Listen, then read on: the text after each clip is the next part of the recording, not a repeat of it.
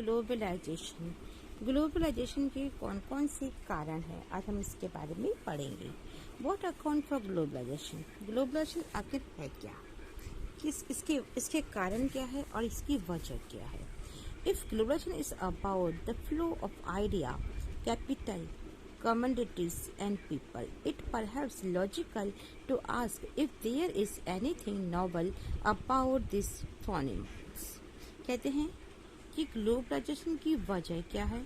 अगर हम ये देखते हैं कि इसके अंदर हमारे कैपिटल, हमारे आइडियाज़, हमारे कम्युनिटीज यानी कि हमारी जो वस्तुएं हैं, हमारे जो विचार हैं, हमारे जो पीपल्स है, इन सभी से जुड़ी हुई ये बातें हैं। क्या if there is anything novel, अगर किसी को शायद पूछना है कि अबाउट दिस फॉर्निमेंट्स, इसके बारे में, तो ग्लोबलाइजेशन इस term of these four flow has taken place through much of human history.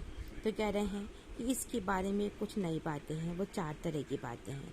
यह है मानव के इतिहास को लेकर के, यानी ह्यूमन हिस्ट्री। यानी ह्यूमन हिस्ट्री कहते हैं कि इसके लिए चार बातें हैं, और ये चार बातें हैं मानव इतिहास के अधिकांश समय से ये जारी रहा है, कि जो कंटिन्यू चला आ रहा है, कि स्टेबल फ्लो कंटिन्यू समय से ग्लोबलाइजेशन जो टर्म है ये कंटिन्यू हमारी ह्यूमन हिस्ट्री की तरह चला आ रहा है।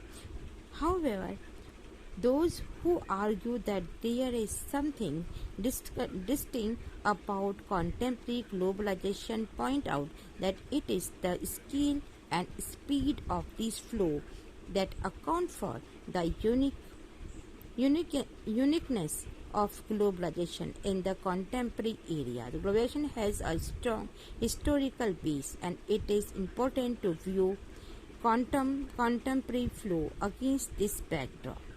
क्या कहते हैं ये ग्लोबलाइजेशन की वजह क्या कारण है कि ग्लोबलाइजेशन होना चाहिए।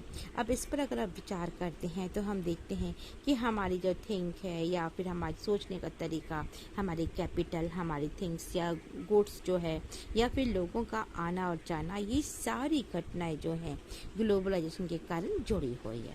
अभी शायद पूछना भी सही नहीं होगा, क्यों? क्योंकि अगर आप देखते हो अपने चारों तरफ तो हम देखते हैं कि ह्यूमन हिस्ट्री जो है इसमें अधिकांश समय हमारा इसी में रहा है।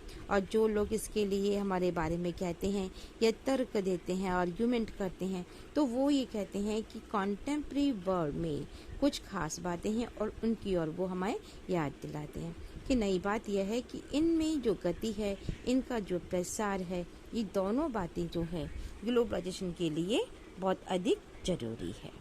The contemporary world follow this backdrop. अगर आप पीछे की ओर मुड़ के देखते हैं तो इनके लिए ये बहुत अधिक आवश्यक है, और इसीलिए इन फ्लो को हम अपने हिस्ट्री के संदर्भ में भी देख सकते हैं।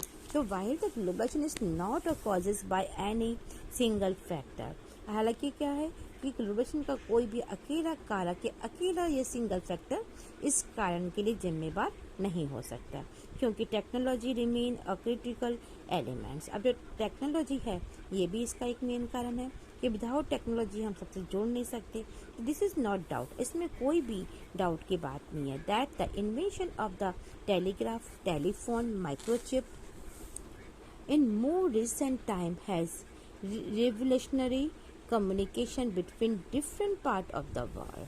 अब कह रहा है कि इसकी जो टेलीफोन है या माइक्रोचिप है या फिर टेलीग्राफ है, ये जो नए नए एडवांटेज है या ये जो नई नई थिंग्स है जिनका नया नया डेवलपमेंट हुआ है, तो ये सारे जो रिसोर्सेज हैं इन्होंने ही और इन सारे आविष्कारों ने ही ग्लोबलाइजेशन को अलग अलग पार्ट में पूरे भाग के अंदर स्प्रेड हुआ है, और स्प्रेड होने के बाद में पूरे वर्ल्ड को मिला करके ये डिफरेंट पार्ट के अंदर ये कम्युनिकेशन जो है ये स्प्रेड हुई है, और ये पार्ट को मिला करके एक कर दिया है। When the printing intentionally come into being, it led the basic for the creation of nationalism.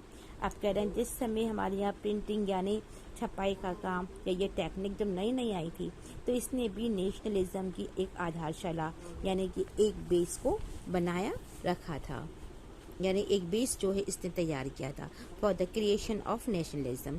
So also today we should accept that technology will affect the way we think of our personal about also our collectively life.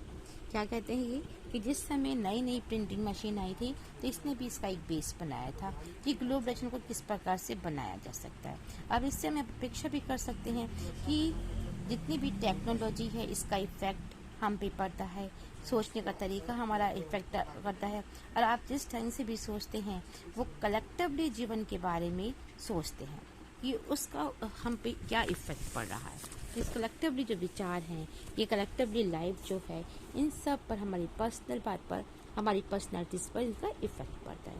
The ability of ideas, capital and people to move more easily from one part of the world to another has been made possible largely by technology advantage। अब कह रहे हैं देखो ये जो विचार हैं, ये जो आइडियाज़ है, ये जो कैपिटल्स है, जो कि एक प्लेस से दूसरे प्लेस में, चाहे वो आपकी कैपिटल हो, थिंग्स हो, चाहे लोग हो, ये वर्ल्ड के अलग अलग हिस्सों में आना जाना आराम से कर सकते हैं बाय टेक्नोलॉजी के द्वारा। बाय द टेक्नोलॉजी एडवांस, क्योंकि इतनी ज़्यादा टेक्नोलॉजी जो है हमारी एडवांस है। The piece of this flow may very and for instant the moment of the capital and will most likely be quicker and wider than the movement of people across different part of the world। Now देखो ये क्या कर रहे हैं कि इस प्रकार से अगर आप कैपिटल लो, थिंग्स लो, लोगों को लो, इनकी आवाजाही को लो, तो एक टेक्नोलॉजी के द्वारा ये सारा जो डेवलपमेंट है ये पॉसिबल हो सका है। इसके जो उदाहरण दे रखे हैं इन्होंने फॉर एग्जांपल के लिए कि कैपिटल और थिंग्स जो है ये काफ़ी ज़्यादा गतिशील है और ये लोगों की तुलना में कुछ तेज़ी से आना जाना कर दिए। दुनिया की हर पार्ट में हम हर चीज़ को बहुत ही क्विकली दी जाती रहती है और हम इनको देख सकते हैं, ठीक है ना। तो the globalization is how we does not embrace merely because of the abilities of improved communications. What is important for our peoples in different parts of the world to recognize this interconnection with the rest of the world. Currently, we are aware of the fact that events taking place in one part of the world could have an impact in another part of the world. The bird flu or tsunami is not a confirmed to any particular notice. It does not respect national boundaries. Similarly, when the major economic event take place, their impact is felt outside their immediate local, national or regional environment at the global level।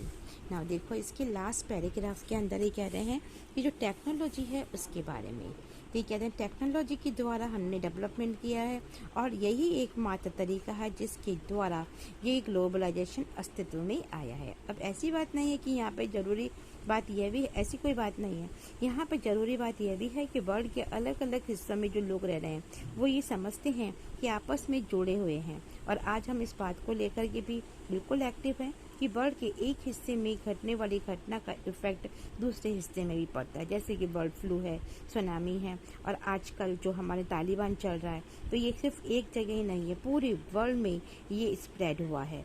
और इन्होंने national की जो limitation है, जो boundaries है, सिर्फ ये nation की बाउंड्री तक सीमित नहीं है, बल्कि ये घटनाएं और ये जो है नेशन की सीमाएं जो हैं इसका जोर नहीं मानती है। ठीक इसी तरह से जो इकोनॉमिक घटनाएं करती है उनका इफेक्ट भी वहाँ पे मौजूद स्थान पे पड़ता है। सिर्फ उतना ही नहीं होता है बल्कि ये पूरे वर्ल्ड के अंदर महसूस किया जाता है।